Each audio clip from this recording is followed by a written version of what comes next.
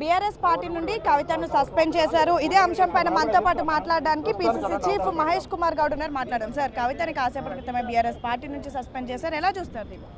ఇది పూర్తిగా BRS party వ్యవహారము. వాళ్ళ వ్యవహారంలో మేము మాట్లాడడం సభగా ఉండదు. ఎందుకు సస్పెండ్ చేశారు, ఆ కారణాలు ఏంటి, ఆ పరిస్థితులు ఏంటి అంతా కూడా బీఆర్ఎస్ పార్టీ చెప్పాలి.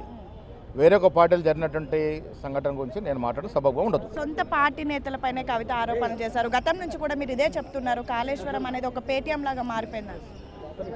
ఇదివరకే ఒక గంట ముందే నేను ప్రెస్లో చెప్పాను, కేసీఆర్ కుటుంబం అంతా కూడా కూడగలుపుకొని ఆడుతున్నట్టు డ్రామాలో భాగం అన్నమాట. కేసీఆర్ కుటుంబం కాళేశ్వరం అవినీతికి పాల్పడింది. దాంతోపాటు భూములు అమ్మకాలు కుమ్మకాలు అందరూ కూడా అవినీతి పాల్పడిన సందర్భాలు చూసాం మనం. అందుకే ప్రజా కోర్టు తీర్పిచ్చింది, వాళ్ళకి ఇంట్లో కూర్చోబెట్టినారు. మేము ఇచ్చిన మాట ప్రకారం ఎంక్వైరీ చేసాం, వాస్తవాలు బయట తీసుకొచ్చాం, సిబిఐకి ఇచ్చినాము. కవిత వ్యవహారంలో కాంగ్రెస్ పార్టీకి ఏం సంబంధం లేదు. ఇలా కవిత హరీష్ రావుని ఎంటేసుకొస్తున్నారని, హరీష్ రావు కవితను ఎంటేసుకుని మాకు ఎవరిని ఎంటేసుకోవాల్సిన అవసరం అంతకన్నా లేదు, ఎవరిని ఒత్తాసు పలకాల్సిన అవసరం అంతకన్నా లేదు.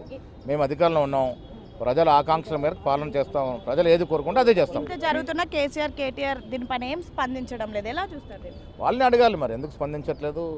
స్పందనే కదా సస్పెన్షన్ అంటే, మాట్లాడకుండా స్పందించినట్టు సస్పెన్షన్ అంటే.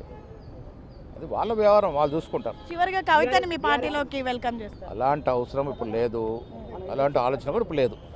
సో మొత్తానికి కవితని కాంగ్రెస్ పార్టీలోకి వెల్కమ్ చేయాల్సినటువంటి అవసరం మాకు లేదు. సేమ్ టైం ఇదంతా కూడా వాళ్ళ పార్టీ, వాళ్ళ కుటుంబంలో జరుగుతున్నటువంటి అంతర్గత విభేదాలు కారణం వల్లనే కవితని సస్పెండ్ చేశారు. దీనిపైన కేసీఆర్ కేటీఆర్ ఏం స్పందించకపోయినప్పటికీ, మాటల రూపంగా స్పందించినప్పటికీ ఇప్పుడు పార్టీ నుంచి సస్పెండ్ చేయడం అనేది మాత్రం వాళ్ళ స్పందన అనేది తెలుసుకోవచ్చు. సో మొత్తానికైతే కవిత వల్ల అయినా సరే బీఆర్ఎస్ పార్టీలో జరుగుతున్నటువంటి అన్యాయం బయటపడింది. అండ్ కంప్లీట్గా వాళ్ళ పార్టీకి సంబంధించినటువంటి అంశం అంటూ కూడా పిసిసి చీఫ్ మహేష్ కుమార్ గౌడ్ చెప్తున్నటువంటి పరిస్థితి. వీడియో జర్నలిస్ట్ సురేష్తో హేమ, బిగ్ టీవీ, గాంధీ భవన్.